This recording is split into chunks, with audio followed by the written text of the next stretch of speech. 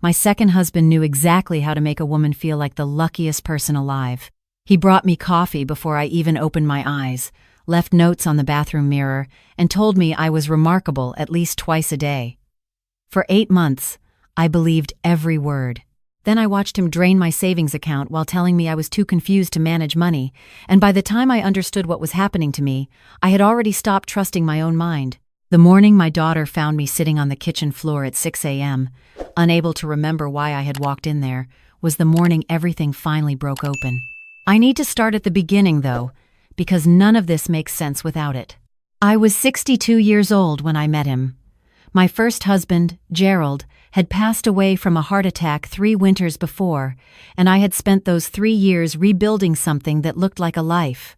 I sold the house Gerald and I had shared for 31 years because the silence in it was the kind that presses on your chest when you're trying to sleep.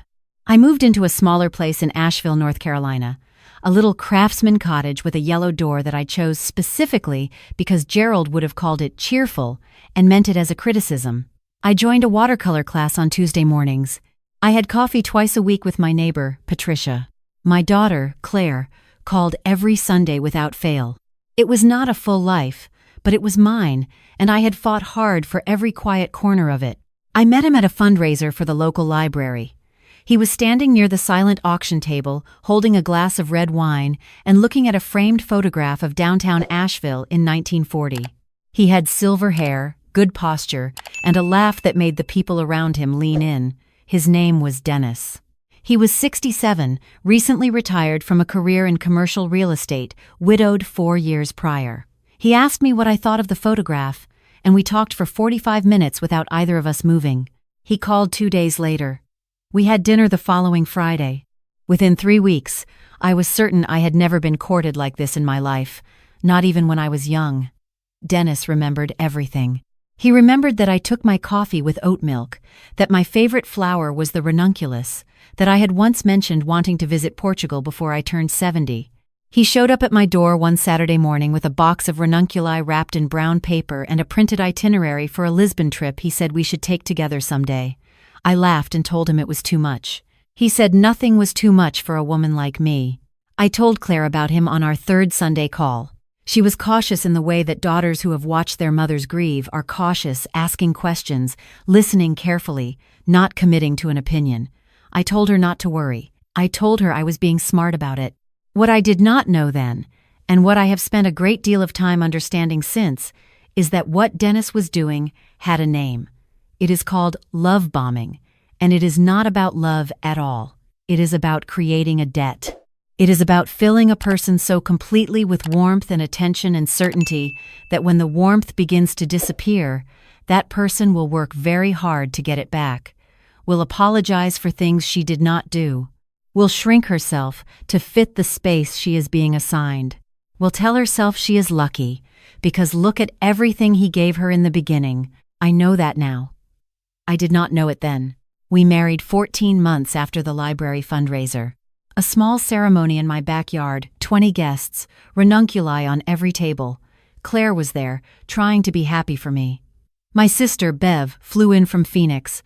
Dennis's son, Marcus, shook my hand and said his father seemed like a new man. I thought that was the most wonderful thing anyone had said all day. The first thing Dennis suggested after we returned from our honeymoon was that we consolidate our finances. He said it practically, the way you might suggest rearranging the furniture. It made sense, he said, for a married couple to have shared accounts rather than running 2 sets of everything. He was an organized man. He liked systems. He presented it as efficiency, not control, and because I was still inside the warmth of everything that had come before, I agreed. I transferred my savings into a joint account. I added him to my investment portfolio. He said he would handle the household bills because he had always handled that sort of thing and it would save me the headache. I thought it was one less thing to worry about. I had no idea it was the first door closing behind me. Looking back, the change was not sudden. That is the thing no one tells you. It is never sudden. Sudden you would notice. Sudden you would name. What happened with Dennis was more like a fog that rolls in so slowly you look up one day and cannot see the road you came in on. The first time I mentioned my Tuesday watercolor class, he said he was glad I had a hobby.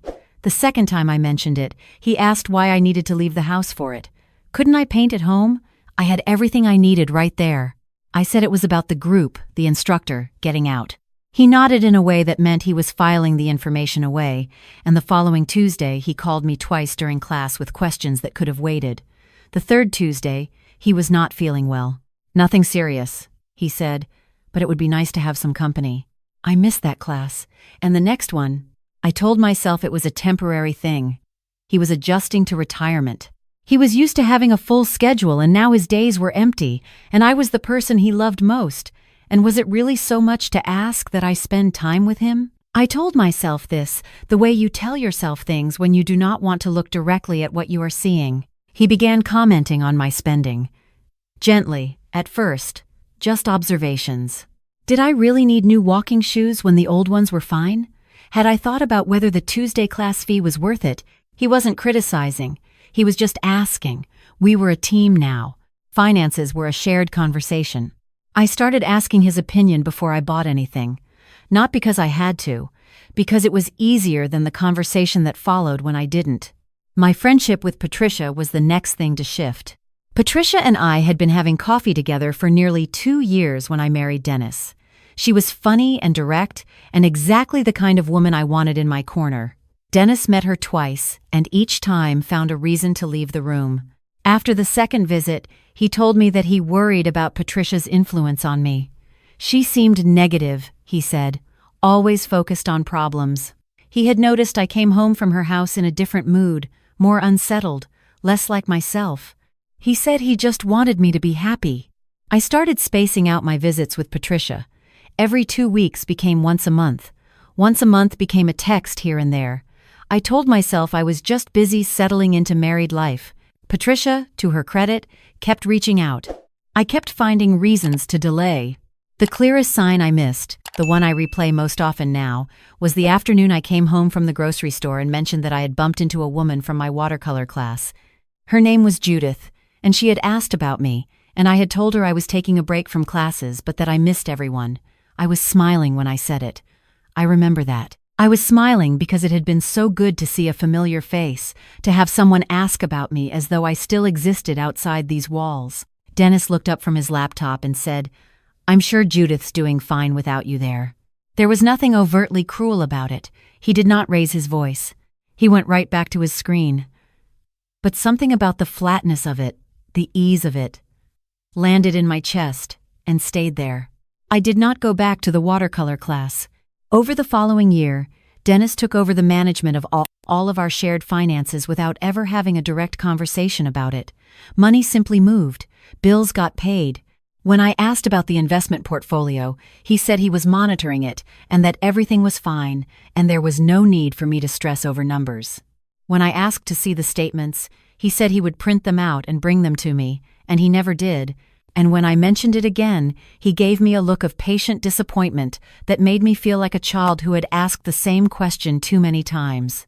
I began to wonder if something was wrong with my memory. I would ask about something, and he would say we had already discussed it. I would look for a piece of paper, and he would say I had misplaced it. There were conversations he reported having with me that I had no recollection of at all. He never said the word crazy. He never had to. He just looked at me with that careful concern, the same look a person gives someone who needs managing, and said that I seemed tired and maybe I should rest. I started keeping a small notebook. I wrote down things I needed to remember. Dates, amounts, conversations. Not because anyone told me to. I think some part of me that was still intact understood that I needed evidence of my own life. The headache started about 18 months into the marriage. Not debilitating, but persistent, a pressure behind my left eye that came and went without any apparent pattern. I mentioned them to Dennis, and he said it was probably tension and told me to drink more water. When they continued, I said I wanted to see a doctor, and he said that was fine, but that I always tended to catastrophize health things, and that doctors would run tests, just to run tests, and it would end up being nothing. And was I sure I wanted to put myself through that? I made the appointment anyway. I am proud of that now. But I went to my regular physician, and Dennis came with me, and he sat in the corner of the exam room and answered several of the doctor's questions before I could, and I left with a referral for stress management and a prescription for mild anxiety medication that I did not remember asking for. The fatigue arrived next. Not the tiredness of being busy or sleeping poorly, this was something heavier, something that lived in my bones. I would finish a simple task, washing dishes or folding laundry, and need to sit down. I began to sleep 9, 10 hours and wake up still exhausted. Dennis told me it was age. Told me this was what the 60s felt like, and that I needed to be more realistic about what my body could do now. He said it with kindness. That was the unbearable part, always the kindness coating everything. My notebook during this period is something I can barely read now. The handwriting gets smaller and more cramped. The entries go from detailed to single sentences. By the end, there are pages where all I wrote was the date and nothing else, as if I had sat down intending to record something and could not hold on to what it was. Claire noticed before I could admit anything was wrong. She had been visiting less, partly because she lived in Charlotte and had her own full life, and partly, I understand now, because Dennis was politely discouraging in ways that were difficult to name. He never told her not to come. He would simply mention, before her planned visits, that I seemed particularly tired that week, or that I had not been sleeping well, and perhaps it would be better to reschedule. Claire, not wanting to stress me, sometimes agreed.